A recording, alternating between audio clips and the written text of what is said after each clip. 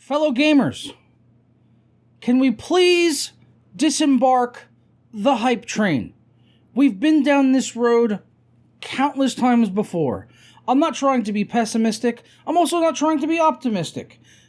But I'm just done with the whole hype train thing. Today I'm going to be talking about Starfield as well as Diablo 4 with some news on that, as we had the Summer Game Fest this weekend, as well as the Xbox Showcase, the Bethesda Showcase, the PC Gamer Show. Lots of really cool trailers for upcoming games, some that were already previously announced, some that are new announcements, some we've finally getting to see our first gameplay of. Lots of exciting stuff, but I'm just trying not to get myself too hyped up on any one of these games, because at the end of the day, as a gamer, I have had to learn over the last 10 years or so that most of the time, it seems to end in disappointment. So I'm just trying to gauge my expectations, and I'd like to just settle people down a little bit with a message here in this video. So let's get into it. But first, today's video is brought to you by PrimeTechMart.com, where you can save money on software like Windows 10 Pro licenses for under $25. They've also got Windows 10 Home for under $20, and now Windows 11 Pro you can grab over on PrimeTechMart.com. They've also got Office 2019 and the new Office 2021. And if you want to save an additional 20% at checkout on Windows 10 or any other software, go ahead and click Buy It Now, and during the checkout process, go ahead and put JP20 in and apply that coupon, and that'll give you 20% off of any software that you happen to pick up over there. So for Windows 10 Pro, you can see it dropped our price down from $24.46 to under $20. So be sure to hit up the links down in the description below, and don't forget to use my coupon code JP20 at checkout for an additional 20% off. First up, the main topic I really have to discuss is Starfield, which I'll get out of the way. Looks like an absolutely beautiful game from Bethesda. It's got a lot of vibes from Fallout series, but it's also got some other vibes from things like No Man's Sky and Fallout 76. And we both know how those games launched. And I know No Man's Sky eventually, I haven't played it really, but a lot of people say it got way, way better. Great. That might be the case, but it took some time, didn't it? And it launched in a terrible state and had terrible reviews, and the No Man's Buy memes were born. So gauge your expectations here, fellas. After all, this is Bethesda, who has made some really great games, but they also have a track record at launch of putting out games that are about as polished as a dog turd.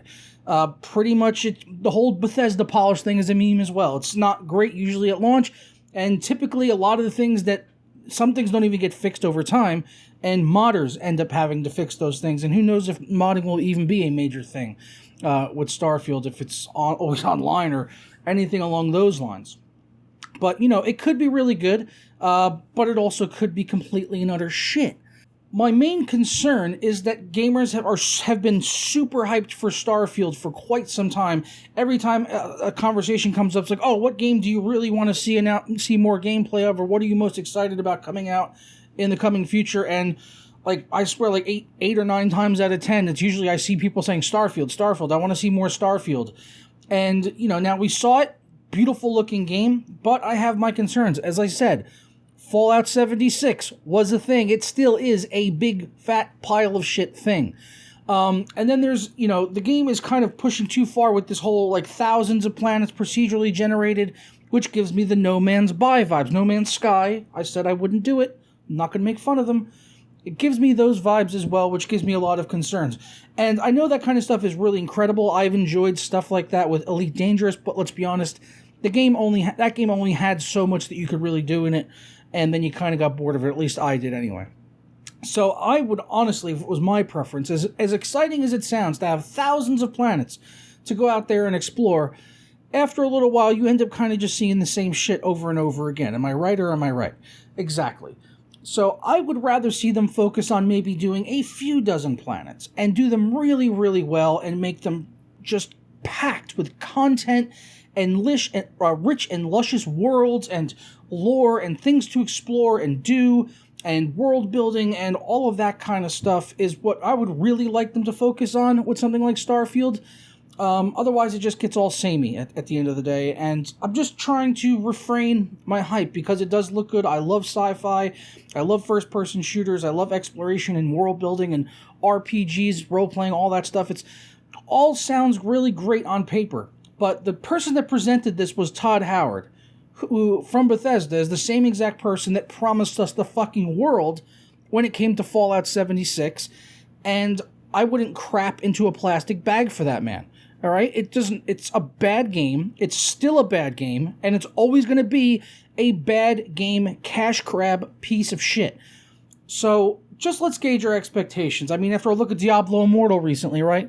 Diablo Immortal, which, it launched in the state that it was, and I know it's a completely different developer and all that. And we're going to talk about Diablo 4 in a moment. But I just, people are just always going to defend these things, and like I'm sure going to get tons of dislikes down in the comments from people that have already just switch their brain into total hype mode, and it's just, oh, we'll just wait for it to come out, and then it comes out, and it's like, oh, well, it's only a beta. Well, it's only just came out. They're going to patch it. It's going to get better over time. Sorry, I come from a long forgotten age of when games came out, and they just had to work.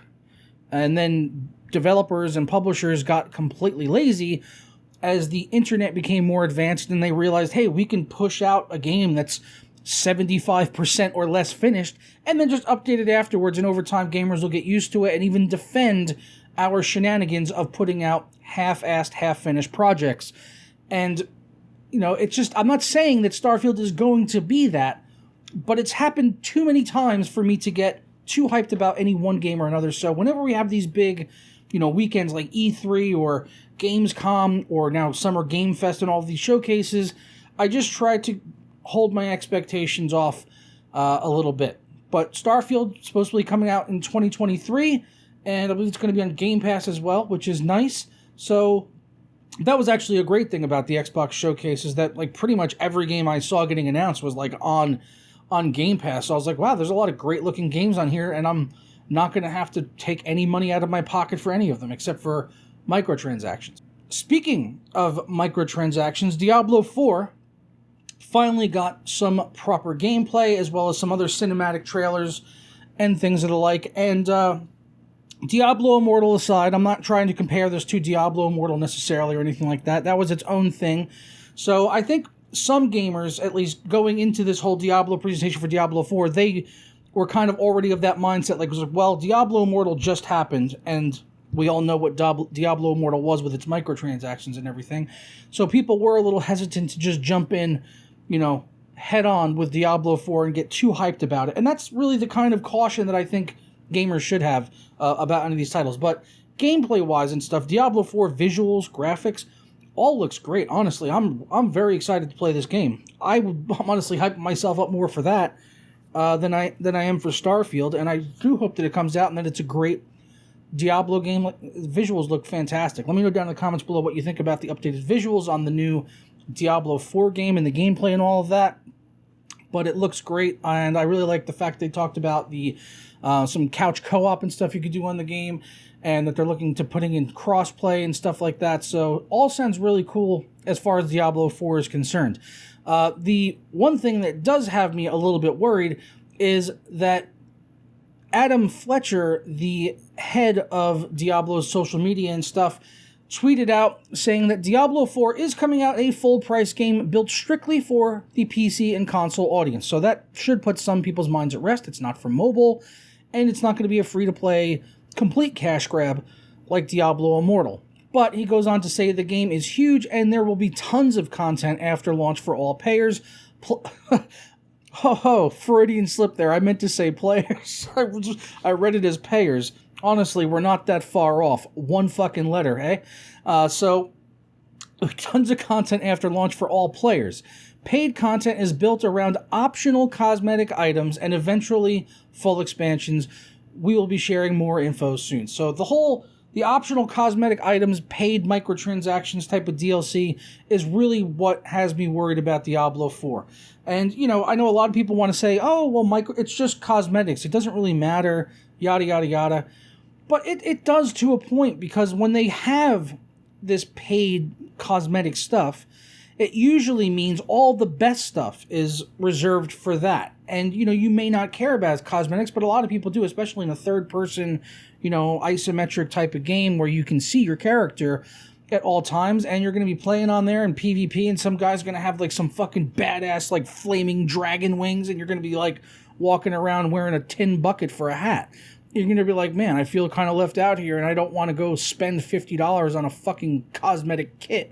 Which, if you have the restraint to do so, good on you. You're in the same boat as me in regards to that. But the fact is, fans of the Diablo series are going to end up buying microtransactions, whether they want to or not. People are going to feel pressured into doing it. And the fact that they typically tend to save the best gear for that stuff is a bit shitty, in my honest opinion. But it's as long as they do stick to just being cosmetic, I'm not going to get too bent out of shape over it. But it does bother me that before we've even had a beta for this game, which has signups for it right now, by the way. It's open signups if you want to go sign up for it. I'll have a link within the one-tab link down in the description below for you if you want to sign up for the beta. I recommend you doing it now so that you have the best chance to get in once that does become available. I'm not sure if they gave a date or a time frame on that, but there will be a beta for, I believe, consoles and PC. So, Diablo 4 also coming out in 2023. Let's hope that it's good. Let's hope we don't get another Error 37 situation with the servers like back on Diablo 3, although the internet wasn't quite what it is now back when Diablo 3 launched.